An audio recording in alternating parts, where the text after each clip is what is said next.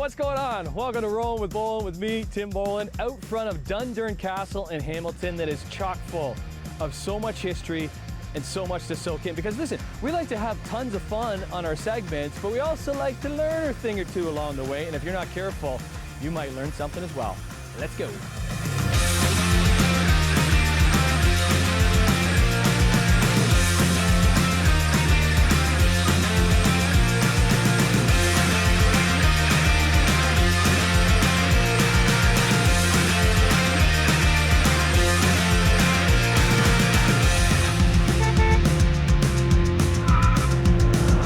High-level bridge, high level of enthusiasm is what I try to bring to my visits. And over the years, I've definitely picked up a few skills. A few might even blow your mind. You've got me all set up. Yeah, you're up. Because, like for you, you're just used to the heat, right? But it's smoking hot in here. It's as we said smoking earlier. hot. Like this thing gets up to what? Oh, that one's right now 2,100 degrees. You always want the, can I grab one of these? Yeah. Okay, you always want the tip of it hot? Yeah, pretty hot like that. Okay. Yeah, Open you go that in. Okay. So, right in there. Okay, right find in that there. glass. Okay, find the glass. Okay. Turn. Like that. Good. Bring it out. Yeah. Woo! Come on. Oh, it's hot. Come on out. Bring it out. Yeah, Bring it out. Okay, there we go. That's good. You're doing awesome. Hold it horizontal, nice and horizontal. In a second, we're gonna go roll in the color chips, which you can probably do now. This is the second gather that we're doing for our glass. Okay, so we're just and see how the chips just stick right to the outside. So this is kind of the design aspect of the right. So we're putting some chips we in have there. a multicolor sort of frit or coloring that we have out here. Don't forget to get the bottom of the glass. So bring the back end right up. And once you do that, let's go over to the reheating oven, and we can melt those in. So this is the reheating oven that we saw last time. So it's going right in there. Yeah, not too deep, just sort of behind the door is perfect. Okay. And you'll watch all those sharp edges of the little frits on there, or jimmies we call them, melt in, and they fuse right into the glass. It's hypnotizing almost. You always want to know what you're making ahead of time. Absolutely. You always want to have an idea. You know, early in my career, sometimes vases would turn into bowls, and bowls turn into vases and stuff. So it's pretty good. I'm going to start blowing into it now. So you're blowing into the end of that. Explain that again for everybody at home. As you cool the outside of the glass, it kind of prepares you to blow the glass onto the inside. So when you're blowing glass, you basically control where the heat is and then blow the air into it to go in the sort of opposite direction. Sort of keeping in mind a few principles, like you can't let the glass get too cold. So you know by looking at it that it doesn't need to go back into the reheating oven? I'm actually trying to squeeze out as much as I can, so I'm about to go back in there now. Look at all the colors. You see all the colors there now. Oh, it's hypnotizing. Okay. Sometimes when we're working, we have much larger pieces and we fill this whole oven with the glass and stuff. So fascinating. This is the team working part. Both of you guys be hanging on the tree. Exactly. It's so cool to be able to see the development Educating of all this, people right? on the glass is always, it's fun. A lot of people don't know that the glass is molten and viscous, and you can just make a hook like that, Now it's solid almost. The ornament is pretty cold, and the glass is always cool. Listen, we are so lucky in this region to have as many artisans as we do. Many of them are in the building behind me, the cotton factory in Hamilton, including Rustic Designs by Rich, who we're very familiar with on the show, as we learn the world of epoxy that help make something known as a river table. Like, how many people are doing this? There is quite a few people using epoxy right now, but this takes it to a whole other level. I mean, it's a big commitment to pour a few $1,000s worth of epoxy. Because that's what's in there, right? Yeah. And this epoxy is like, you can do whatever you want on it, right? Like it's in there. Yeah, it's good to go. I mean, it stabilizes the wood so that you have a real piece of furniture. Cool. This is the epoxy with the pearl. Okay. So, oh, look at all the, there's tons of different colors, right? Like, so if you're interested in these tables, you have the choice of any of these colors. any color you'd like. Okay. There you go. Perfect. Just like that. Keep going. Yeah. Okay. Because how much epoxy would actually go in here? It'll take about 60 liters to fill. Now, would you do it all at once? I like to do it in 2 pours, so ensures a quality product, not overheating. What's the overheating all about? Too much product in one area can generate a lot of heat, and then it can split, it can crack, it can destabilize the epoxy. So we find that 2 pours works perfect.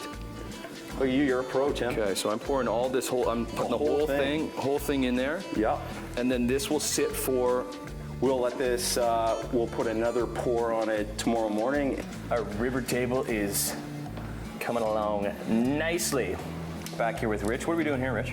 We're mixing the pigment, so it's bringing it up to the surface, and it's going to leave this cool, intricate design in the epoxy itself as it's curing. So there's kind of 2 stages to the epoxy. So the first one that we've poured in here, and then you'll let this settle for a day, and then we added a nice little feature to the original table that we saw, some lights, right? Cool. Look what that does to it. Very cool. The blue, there's something about the blue, because it's called a river table, right? Yeah. So to have that blue really pop out. And have you had people asking to actually implant lights in there?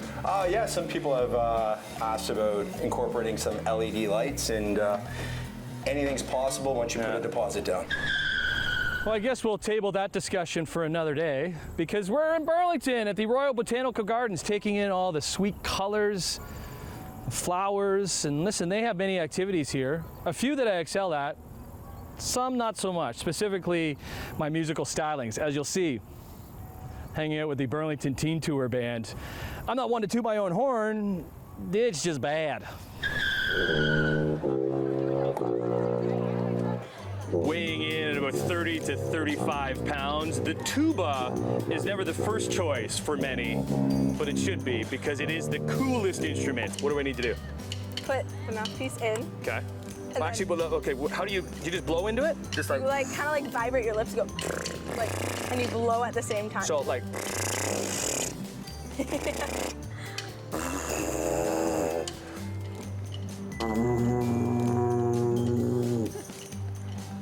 so, and blowing.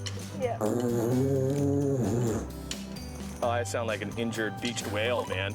The most important members of any marching band, that would be the drum majors. We have 2 of them. We have Lauren, we have Luke. We're missing Josh, so filling in for Josh is me. What's the role of a drum major, Luke? So pretty much we're the leader. So what the band looks to is us, and we're in charge of everyone. So what we do is we do a thing called curls, where you come up and down. So it's on the one. Just like crowing like a... So just like curling like you're at the gym. Okay. So it's like pretend you're at the gym and you just curl and like up and down, just constantly.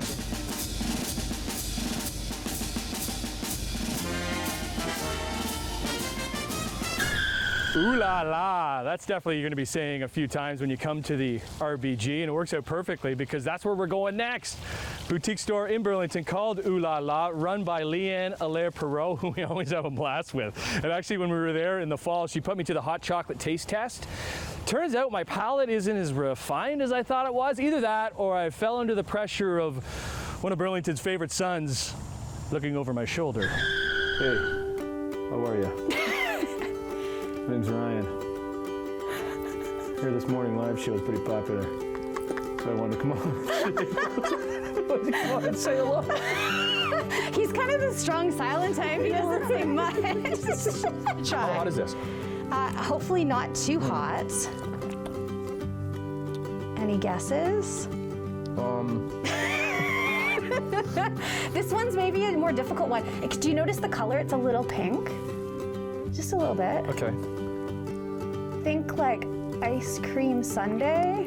Is it ice cream sundae? Yes, it's ice cream sundae with a cherry on top. It's cherry chocolate now, ice cream sundae. Do you get the cherry? Yeah, it's like you're tasting wine, like I'm wine tasting, and you're just like, you taste. You've got to like do the smell and You the taste swirl. dirt. I'm just like, yeah, I taste dirt. Now that you said it, cherries. Yes, I taste cherries. Oh my gosh. Okay, second one. Go for it. For preface, I'm really bad at this. Yeah, Ryan, me and you, buddy. Cheers, Ryan. Okay. Oh. You weren't expecting that one, eh? One's chunky.